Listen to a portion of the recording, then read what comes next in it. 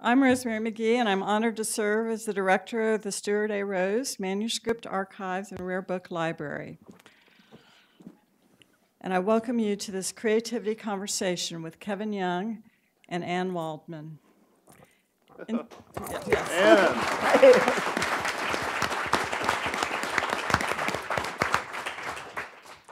In 2008, I was invited to lead a conversation with Salman Rushdie on writing and creativity. Following that wonderfully exhilarating experience, we established the Creativity Conversation series on the Emory campus with artists, scholars, scientists, writers such as Edward Albee, Deborah Lipstadt, Natasha Trethewey, President Jimmy Carter, Philip Glass, Joshua Bell, and so forth and so on. That said, I dare venture that there has rarely been such an abundance of energy on the Creativity Conversation platform as with our two participants this afternoon. They have so many accomplishments and adventures that I could spend the entire hour with just in the introductions. I'll spare you that. Thus, I'll choose to use a more stream of consciousness approach, interlinking a few descriptors with one or two true facts, as they say.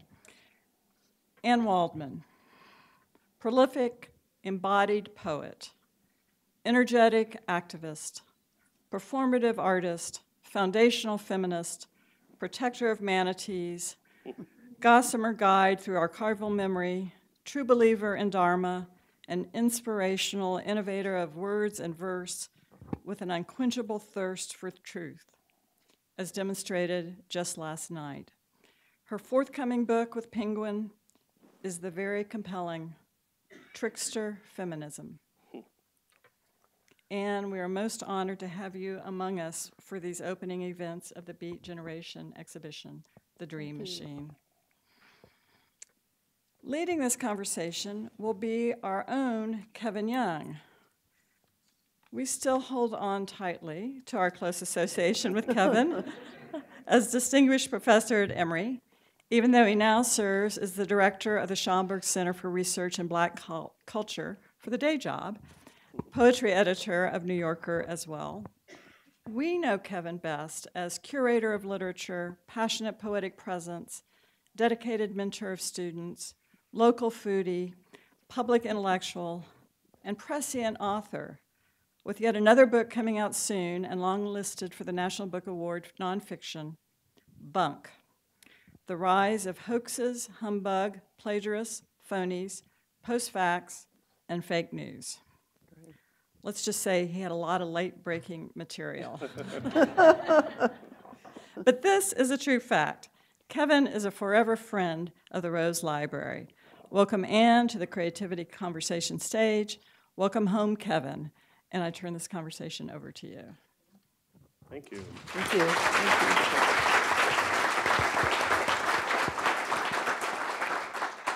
you. What a nice return, and how lovely to be here. I think when you were listing those creativity conversations, I recall being at many, if not most of those. So it's really an honor to be conducting this one, especially with you. I'm sorry I missed the reading last night. How'd it go? I think very well. This is a great heavenly place for poetry. It's extraordinary, so welcoming and so smart, and the show is extraordinary too. I'm very happy to be here. Yeah, very special. Well, we're happy to have you. I want to jump right in, and especially because we're doing the show about the Beat Generation, I want to ask you about the term beat. When did you first hear it? What did it conjure to you? What does it mean to you now? How do you see that term, which has some contested quality, and it's evolved, as you said? Well, it probably in the 50s, late 50s, when it was being used by, the response to the Sixth Gallery reading. I mean, I was a child, really. I have to remind people I am not the same age as Allen Ginsberg and William Burroughs. I'd be dead by now. And my partner jokes I'll be, the last beatnik coming to the door with my crone voice, and yes, I'll answer all your questions. But in any case, so, like many people, that's when I became aware of the term. And then, well, the on the street meaning of being down and out, beat that came from Herbert Huncke, who was a friend of Burroughs, a real denizen of 42nd Street and all these different dark worlds, you could say. And then there was beatitude, which I think was the sense that Kerouac wanted. And the idea of even naming a generation came from a conversation with John Cleland Holmes. And it was a beat generation is what Kerouac came up with. And they were thinking about the lost generation and so on. So beat, beatitude, the idea of the blessed, the damned, the blessed, the poet maudit, I think comes in there. Yeah, sure.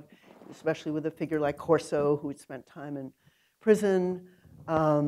Other meanings that have to do with the culture, and then the extension to the West Coast poets. How were they included? And so you had Gary Snyder and Philip Whalen, and that little nexus of who they'd all been to Reed College, Lou Welch.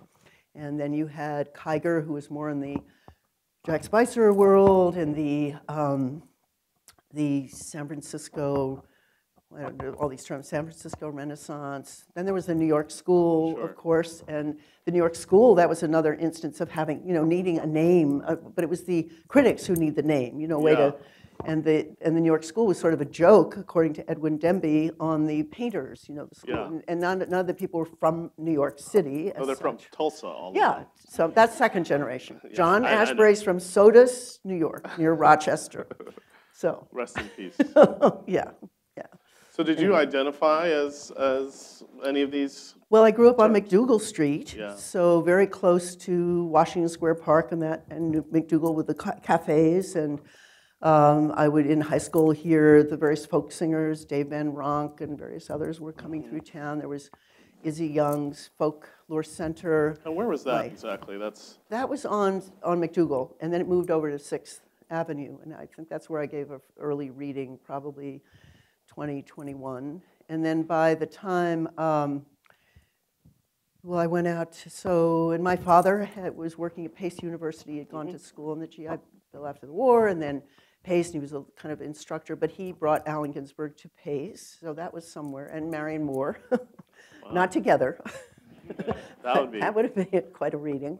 So there was some history through my family. They were readers, and my mother was not so much a fan of Allen's early on. Later, she got warmed up to him. And I don't know if I identified. I was a child of my time. I wore a black turtleneck sweater and occasional beret. Did I wear a beret? Maybe when it was cold outside. There was a lot going on in the folk music world, and then kids were indulging in marijuana and jazz. Jazz was really important, and my older brother was a musician, and it was a diverse neighborhood, so one had a lot of different kinds of friends who from various backgrounds. And I remember the son of John Hersey, who was a friend. He would carry around an empty guitar case with a copy of Howl and On the Road and Naked Lunch. So that If only we had that guitar case. It would go right in the right archive. in one of our cases. Yes.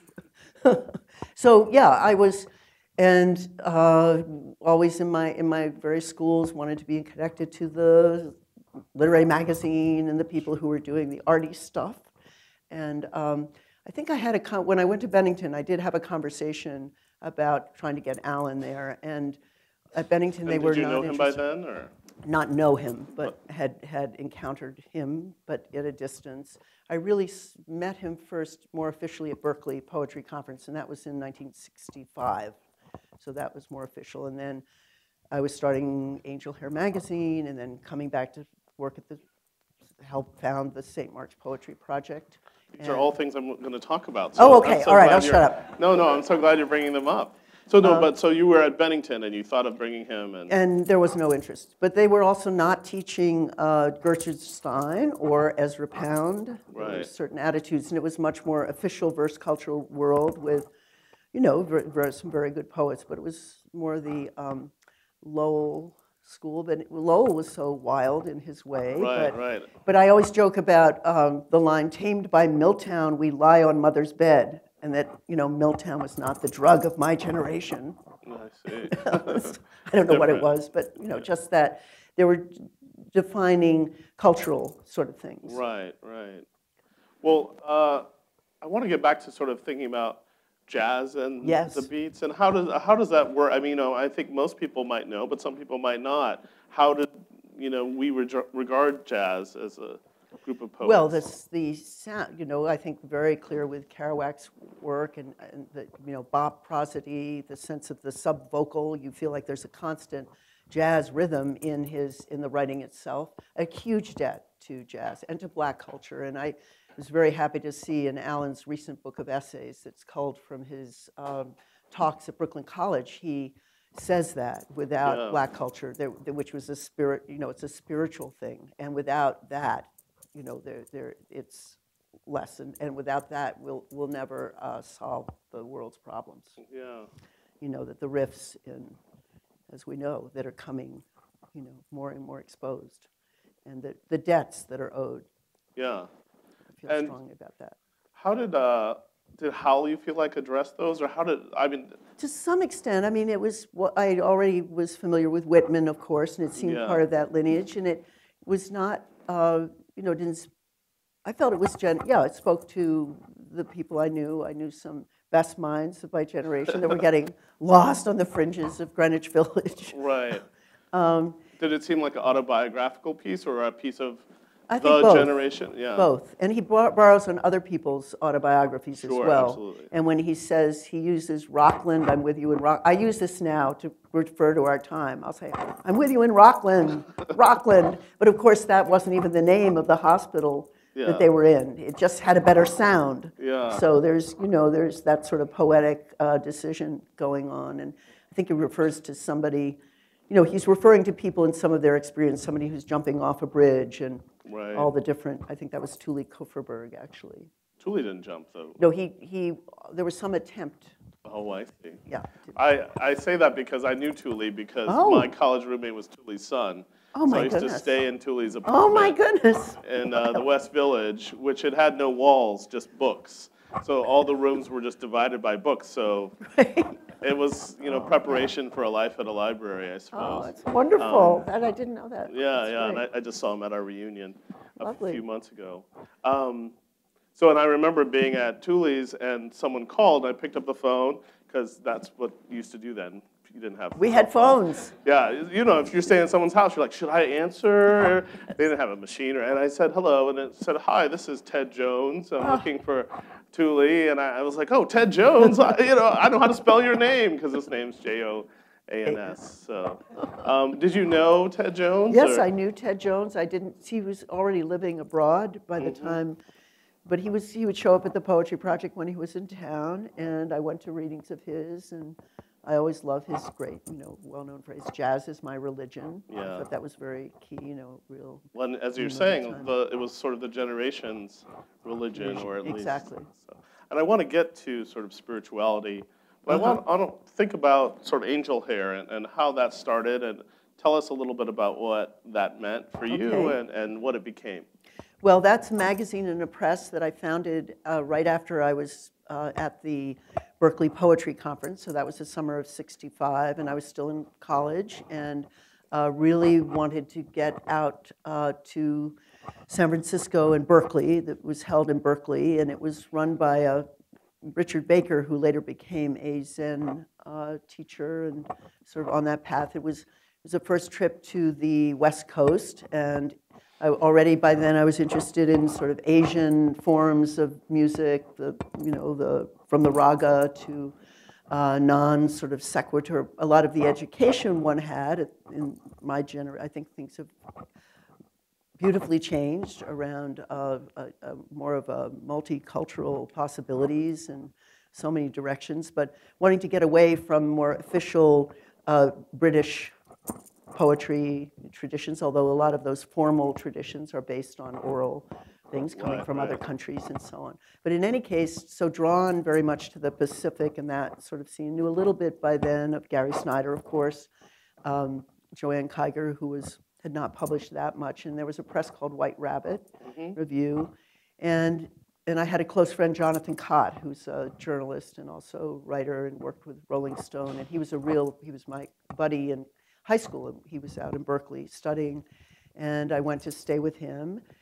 I had hitched a ride with a friend and then hitched back.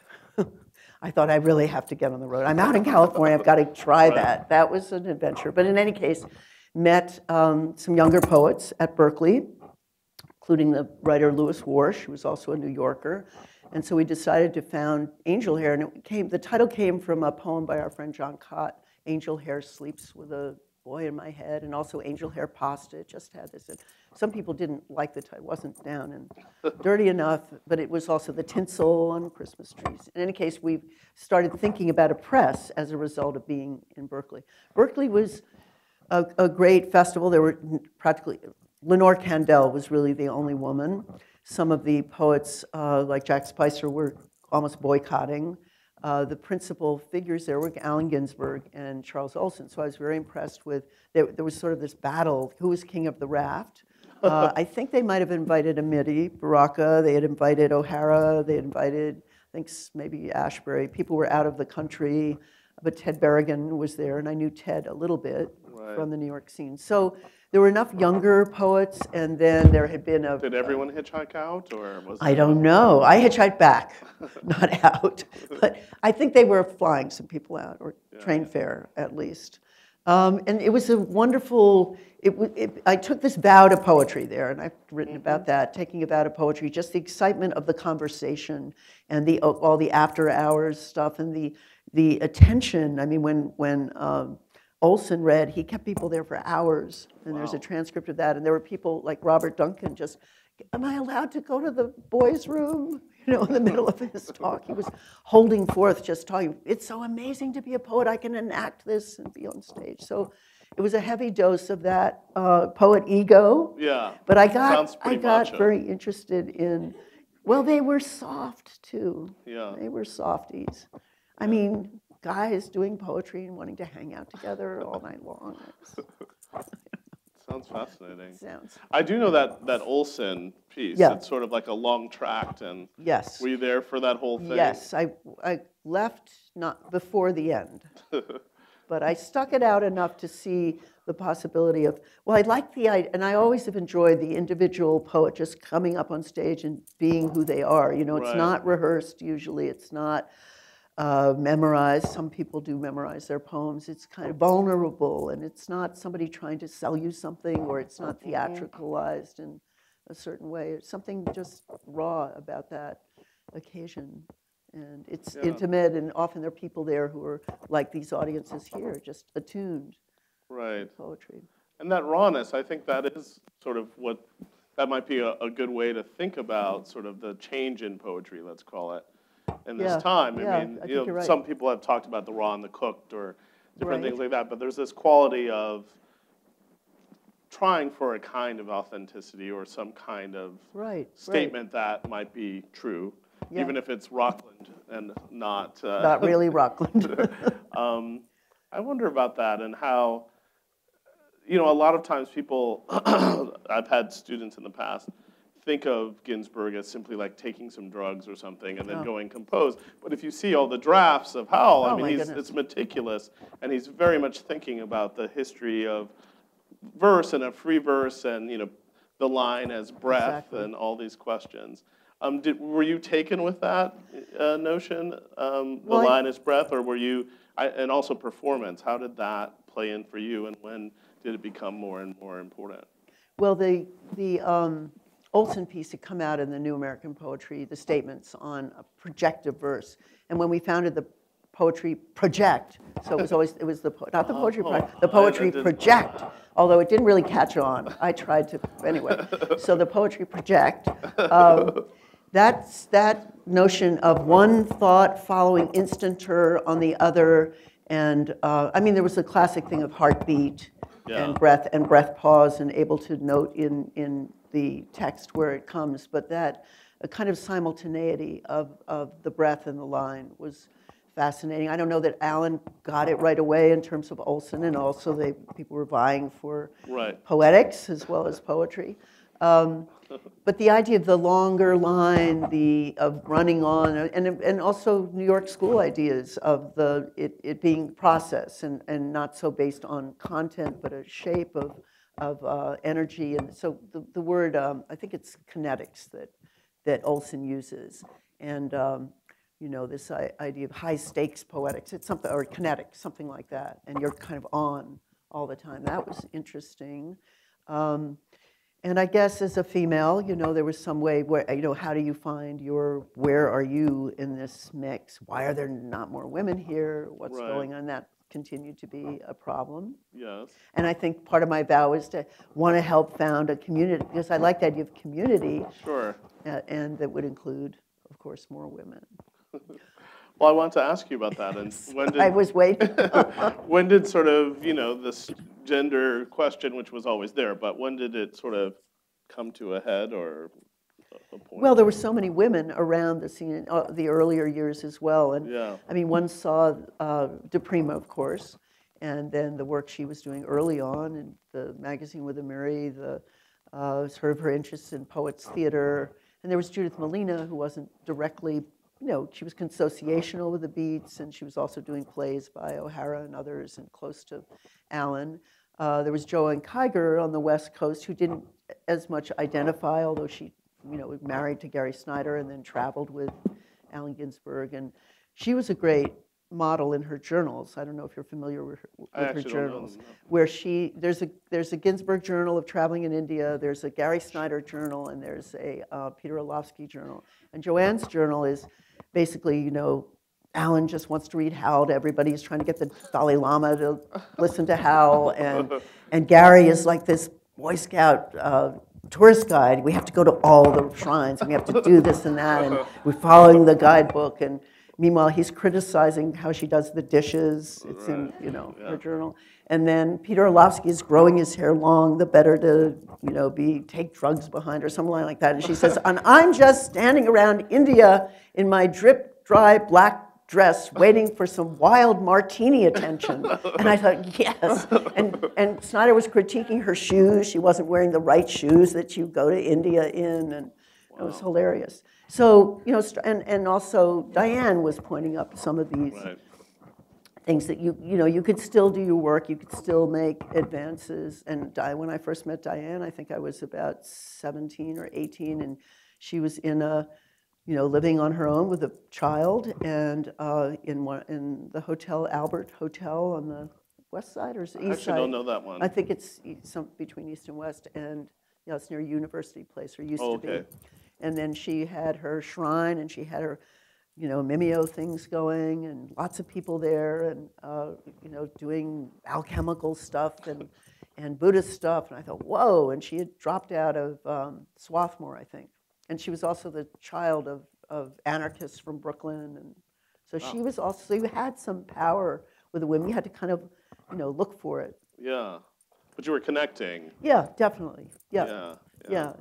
And in the class, at Aaron's class, we talked about the rhizome. That's one of my favorite. The sense of this kind of root tuber system where it's like Indra's net. But we didn't have the internet then. So we had to. How did you stay connected? I mean, we sort of did a project thinking about that with Floating Bear, the journal. Oh, great. Where we tried to sort of think about all the subscribers, because that was a subscriber-only journal. That's right. That Baraka and DePrima did. And did you have the list of all the subscribers? Well, there is a kind of list of floating around, but we also had just sort of, I think our copies are Robert Kelly, and I don't remember who's else, Sid Corman's copies maybe. Oh, wonderful. So between those copies, we were sort of thinking about this community, and I guess what you're describing is this interactive community that, we tend to sort of draw individuals out of, and sometimes they're men. But you're describing sort of a scene where one could, be an anarchist, poet, Buddhist, and then tomorrow, do something else. No, that's true. Yeah.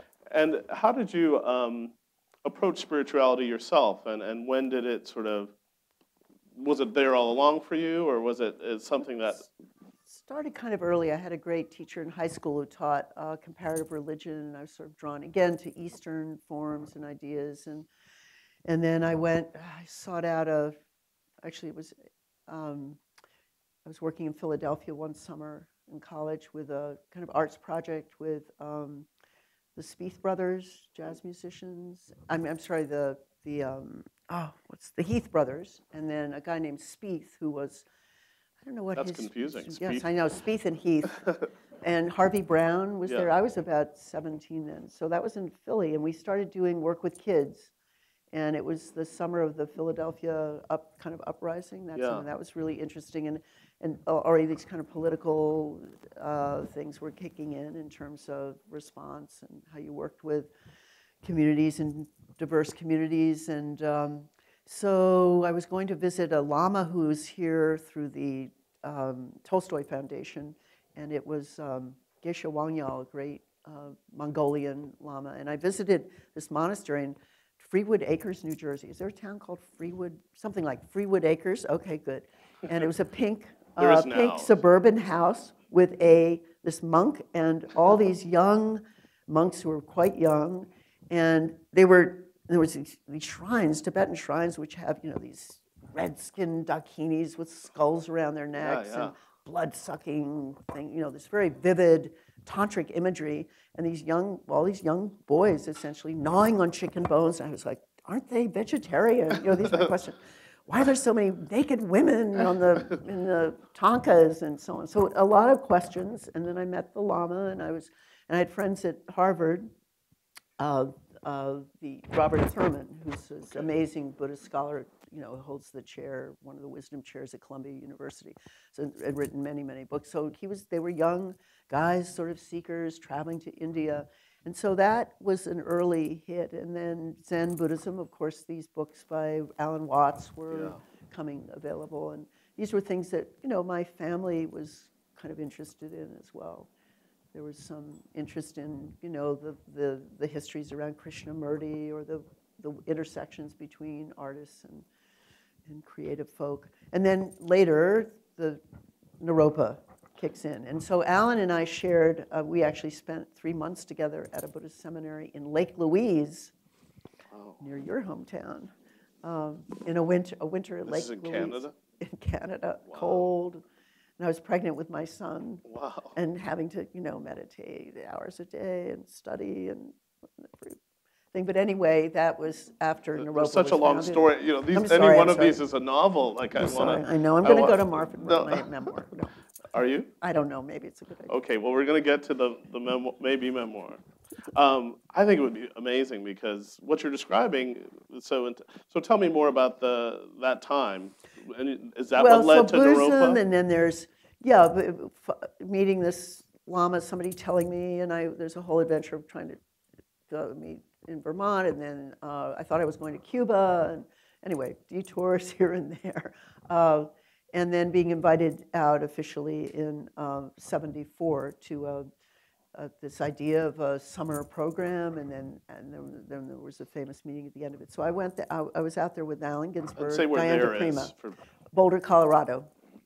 Boulder, Colorado. I'd never been. I'd been to San Francisco and I'd been to New York. That was about it. In New Jersey and a couple of other places. So that was revelatory. The negative ions of the the mountains out there, and so this idea of a school non-competitive education, sort of Buddhist inspired, and there were students from the philosophy department, I think at CU, and people sort of coalescing around this idea. And I just thought it was a summer thing. It was great to be there. John Cage came through, and Jackson McClough and others. And then there was this famous meeting at the end of the short term where, this is we're going to continue this. Do you want to be involved? And then Alan and I were invited to start a poetics department. Yeah. And then the idea was it's a 100-year project at least. But that in a way was the sort of hook, who was talking about something that would outlive you and outlast you. Right. And Tell us more I about was working that. at the poetry project, and it was like month to month at one point. So The 100-year project, I thought. The project, sorry. Yeah. Poetry project. So the poetry project is first, or Poetry Project was founded in '66. It Okay. was the summer after Frank O'Hara died. Oh, wow. So '66. So the projects, and they're still there, and they just celebrated. And was it their always in the 50th. church there Yep. on 8th? On 10th Street and 2nd Avenue. 10th, right. Yep. St. Mark's. St. Mark's Church, the second oldest church in the city. And were they Trinity. always welcoming, and did that sort of That just come helped. Yeah. No, we were sharing space in the early years with the Panthers had a breakfast kitchen, a group called the Motherfuckers. I'm not sure what they were up to, but Up we against had the wall. Up against the wall. Yes. Yes, I think you're MFs. right. Yeah. I think you're right. That's an interesting group. Another time. And then there was the Trotskyites, Yeah. and there was the Puerto Rican Liberation Group that I was part of. I mean, we were all sharing the space, and it was a very political time. And there was the anti-war stuff going on constantly around Vietnam. That leads me to one of my questions that I had, which is, did you think of yourself then as in a radical space, the poetics of either the project, or of the disembodied poets, the Jack Kerouac School for Disembodied Poetics, which was founded in '74, as you were describing. Were you aware of it as a kind of radical thing? And there's a sort of broader question I have, just as, people sometimes write about the Beats as apolitical or somehow, and that's not quite right. So was there a kind of continuity between those apolitics or politics and sort of this radical group that was all? Well, it was also very New York school, the scene and that Sure. developed it out of St. Mark. I mean, there was a lot of people. I mean, you had Sam Abrams, you had Tom Weatherly, you had people coming in and out, prose writers, workshops. We were we were supported by a grant from Lyndon Johnson's Office on Economic Opportunity for 2 years, and then the money ran out, and then it was really, seeking funds everywhere. I guess so. We were so busy doing what we were doing with the workshops, the readings, curating that, trying to accommodate people coming through, and there was very, very much a sense of being downtown in the Lower East Side. We were aware of what, you couldn't go to everything, and so we concentrated on what we knew how to do. I think in terms of the Beats being political, Alan was never unpolitical in all my, experience with him.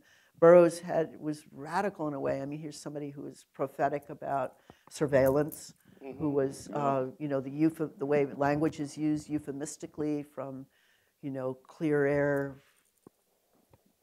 whatever it was, these different phrases that the government comes up with where it's foxes in the hen house. And so Burroughs being onto the language, the sense of the language being this killer virus, the cut-up realities,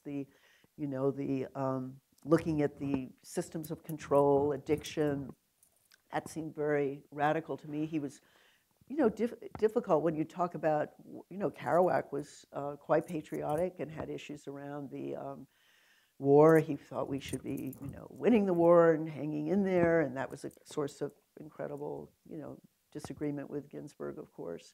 But Gary Snyder, who maybe doesn't identify as strongly as a Beat, so political with ecological things, Right. and Michael McClure, of course, and DePrima, very, very political from the beginning. So I don't think of them as apolitical. And then is that image of, as you were saying earlier, these bad boys and superficial, and Yeah. I think that as we're seeing, there's such a body of work, and this library has a lot of it. Right. I was just looking at a Neil Cassidy letter, the famous Joan Anderson letter. It's evocative of an amazing time, and all the ups and downs and dark sides, but I'm not sure. You tell me more about political, what you see in that. Well, I mean, I know in your work, just both then and moving forward, your Right. engagement. So I was just interesting, especially for students who might not know sort of that time and get a picture Right. of it. I mean, I think obviously there's the actual work, which is very different, and as you point out, political, from the sort of image, which becomes kind of hippie. It gets into this weird loosey-goosey, hippie, dippy. Right. Beat, something that rhymes with beat. I think that yeah, we don't have to continue on that because you're right. It's not. Well, it's various, and also it was interesting to hear the disagreements. For example, when Baraka would come to Naropa, and he Sure. came frequently, and there would be the Allen argument around, Stalinism and Mao and a defense, and I understood Amiri's defense of early Mao and early, the time of the Little Red Books, Yeah. and his feeling of being, there was something in terms of his history and black struggle that could meet with that, and Right. and Allen would then, and then there'd be somebody there from China who would just go crazy, somebody whose family had been destroyed, and Right. and you have these wonderful sort of discourses with poets themselves who are speaking out of very personal experience, but also ideology, and also what worked for them at a time, and a crucial time for their thinking and development,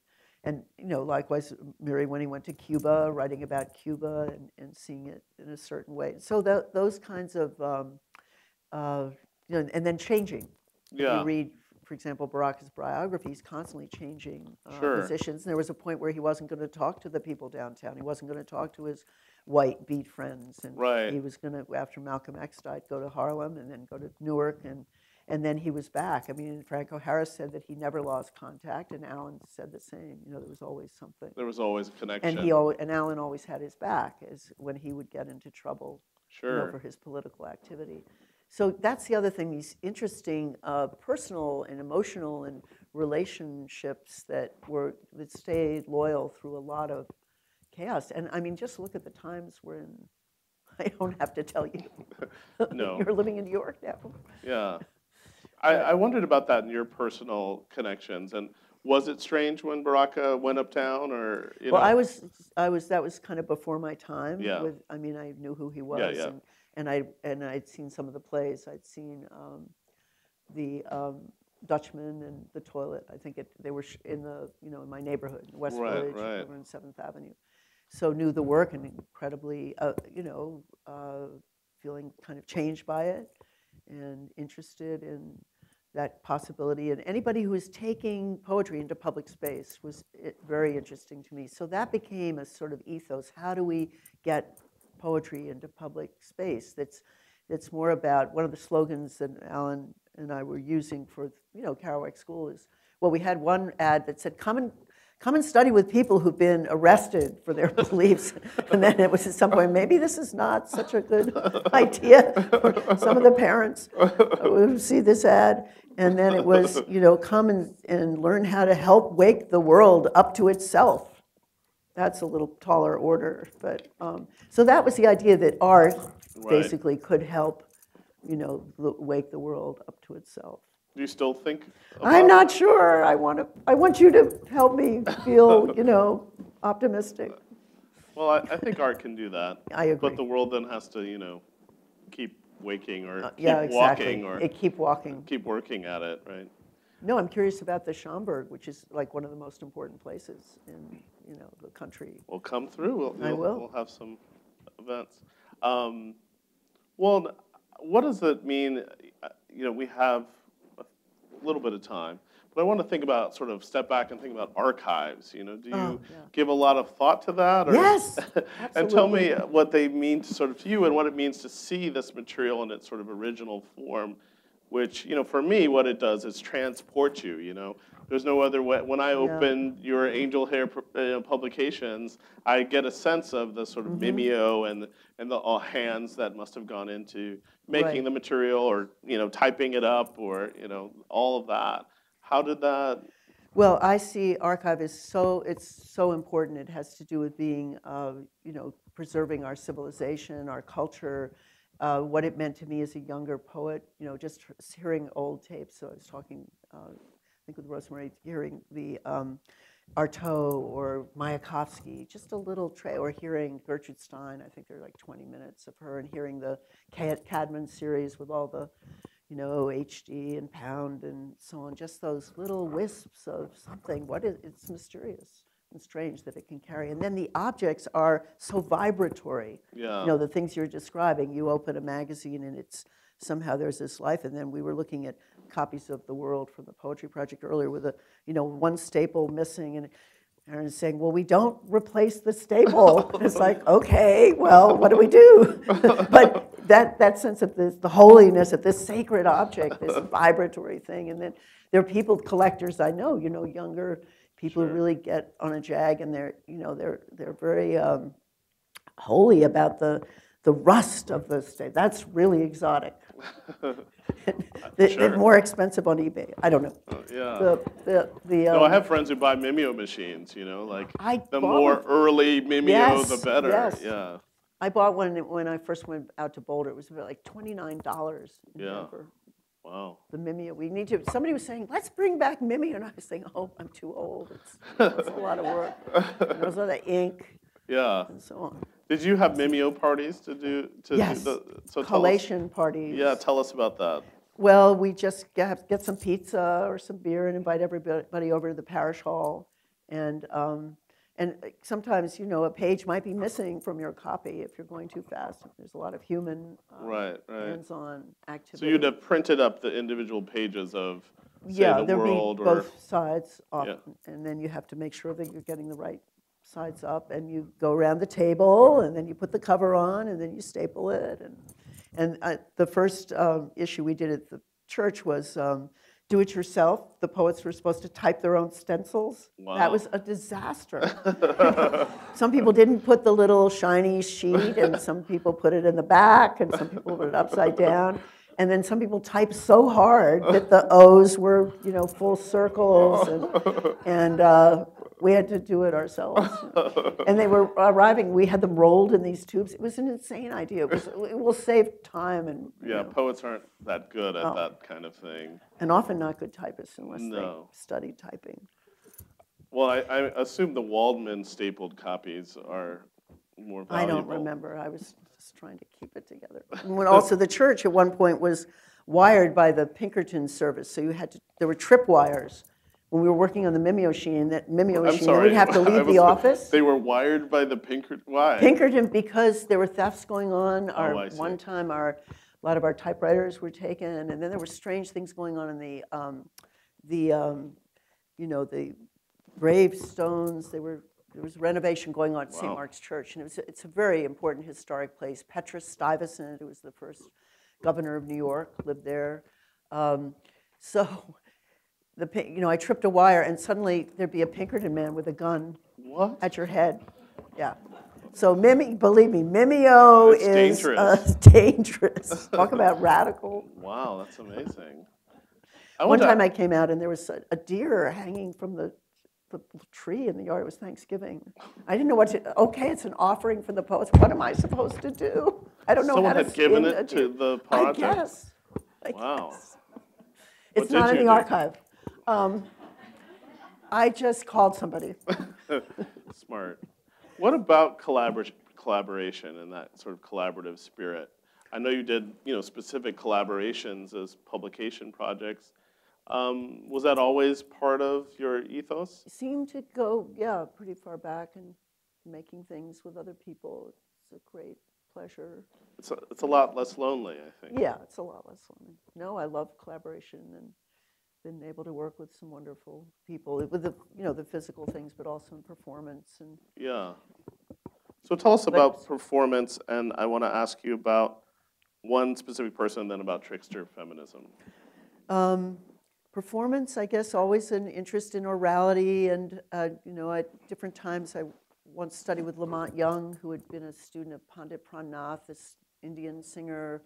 I loved listening to opera, female singers, and Shubha Lakshmi, a great Indian singer, Kulthum, the great Egyptian singer, sort of drawn to the female voice as in this kind of Sprechstimme, speaking, singing mode, and epic. The idea of we're telling the story of our time, and and then the idea of psychological states. You could be angry, mega, death bomb, enlightened, and then you could be doing a lullaby. You could, the whole panoply, and you didn't have to own it. That you weren't one tragic poem after another. Right. So that's what I was saying about Berkeley, and first hearing poetry read aloud, and hearing people like Lowell at NYU and Marion Moore uptown in New York, growing up in New York, just the vulnerability and the vocal reality of both music, the mellow poesia and thought, and then all these ideas are cooking. Even you're seeing somebody like Moore or Lowell, but you're thinking about Charles Olson's ideas. So Right. you're applying some of this more, what was seen as a more experimental poetics to what you're hearing, and then of course Baraka with his very much jazz inflected work, and then the long work. I remember Alan encouraging me to write longer pieces, hold it longer, and Kenneth Koch and others, just so. But it came from a way to be in public space too, be in, Right. try to hold the space in these ways. And then it was also helpful with protest, to Yeah. be down on Wall Street when John Ashcroft is coming through town and, singing about being in a rogue state. Yeah. Because they kept using the rogue state. We have to fight the rogue states. And I said, I'm in a rogue state. Yeah. That kind of thing, spells, mantra. Yeah. And I've been mentioning this week how Ginsberg, it was interesting, Ginsberg would use mantra in political protest, and he brought that back from India, really. Right, So right. you're mixing this kind of sacred thing. It's not really content-oriented, the mantra. It's kind of nonsense syllables, but they're supposed to be effective in these different ways. And to bring that back into, trying to raise the Pentagon was really an interesting conjunct of the East and West. Yeah. That always interested me, the ways that that's the other thing, other cultures' poetry, just so oral-based and so exciting. And this is what I think started to change in my generation. And I think the Beats were also interested in these other places, what Kerouac calls the Fellahin world. So going to Mexico, going to India, going to Morocco, et cetera. Which I think is so important to their poetries. And you're going to see some of that downstairs if you haven't already, this kind of connection to these other places. But the place is also that's so so important, Yeah. And I love how you're talking about voice, because I often hear people think about poetic voice in a kind of singular. I have to find my voice. Yeah, and instead there's these many voices that can yeah. explode and explore out of us. Exactly. I want to ask about trickster feminism and what that I don't know. is going to be, what it means. Well, I was hoping it would be lighter-hearted and playful, and then we're in this time of roiling and protest and resistance, and every day something, to. Twitter's pretty bad these days. It's like I saw someone tweet out. They said Facebook, here's my kids, or Instagram, look at this pretty picture, or Snapchat, I'm a bunny, and then it's like Twitter, the world is ending. Oh my God. They all could be true, I suppose. But. Well, sort of playful. It's a non-fiction. It's poems, yeah. Poems. It's nonfiction. It's poems that are somehow, sort of related. And I read a piece last night called MASH, Butler, and there's a MASH Simone de Beauvoir. So, playing with some of those ideas, going in and out of it, not being ideological, but also thinking about identity and how people identify themselves in terms of gender, because there's so much more going on and possibilities. So acknowledging that and welcoming that, and sort of bringing back some of the old tropes around it, but also examining them. I don't know. I'm trying not to feel like I've been saying I feel like an assassin. Why are you an assassin? I'd love I don't that. know. It's Burroughs. You're it's my Burroughs. favorite assassin in that. If that's Oh, good. the I'm going case. to quote you. You're going to write a quote. My favorite feminist assassin. I want. Well, just feeling more, this Sure. ray, the ray. You want to respond to everything. This idiocy here and this there, and we need some. I mean, you have to be a leader. We have to all be leaders. Sure. These days. No, it's a bit true. I wonder about. I love your titles and Manatee Humanity and Trickster. There's these really great combinations, and that was a book that really, I don't know, for me really spoke to a lot of different things. I mean, they're in the title, but thinking about ourselves, but also nature and Right. people as animals, as beings in the world Right. and what we owe each other. But finding a form for that, which is not easy. Right. Well, the sense of the manatee standing in for all these other endangered beings, including ourselves, and an actual encounter, and seeing the scarred female ancient manatee and these strange creatures. They look so, we don't use their skin for anything. We're not making shoes of it. What is their use in the world? They have no use in the world. You don't really eat them. Maybe some people do eat them. I'm not sure. Somebody was questioning that, and I said I'd further research in their ancient order of being. Right. So what are they? And yet the stories of them are somewhat like the dolphin stories, being so communicative, empathetic, playful. You can swim with them. And I've, started investigating some of that order of being, more gray matter in their brains than we have. Really? Just the intelligence of these creatures. And we're learning more about the science of these other beings, and we share the world with non-human elementals. That's so important that we acknowledge them. And then it's everybody's in this kind of endangered situation. Right, right. A tweet away from endangerment. Oh, God, I wonder if we... yeah. Go ahead. No, just the sense of the rhythms of the animal. That was important to me, and the sounding and slowing down. And I love Camo Brathwaite's tidal lectics, as being near water. You're in the tides, you're moving with a different kind of movement. Well, I love Brathwaite. He's really amazing. God. Yeah, what a great incredible. poet. Great poet. We could talk poets all night, but I want to just end with thinking about, are you thinking about writing more, or? I don't know. I have to. If you don't, we're going to be very upset. I have to take what's good for memory? What kind of? Your memory's excellent. You were just, babbling on. I don't know. No, but I have to come and live in an archive to remember dates and when this happened. The dates aren't the important thing, though. I think you're capturing the spirit of the time, which is not easy to do even if you were there. I feel like sometimes there's things that you experience that because you experience them, you're not able to think about them. But what you're describing and have done today, I think, is really engage us in what it felt like to be there. And that it wasn't just one thing at a time, but that there was this multiplicity, much like the poetry you're talking about. And, I think you could easily capture that and help us understand that. Well, I must say, walking through the show when I arrived, started triggering things. I thought, this could be, a kind of a generative thing to start describing more. I mean, I have short pieces. Sure. Well, I know. We'll see, but thank you. That's encouraging. I'm not alone in saying we'd love to read that. I think that's our time for today, and we can Thank you so much. wrap it up. Thank you very much for coming. Thank you. Thank you.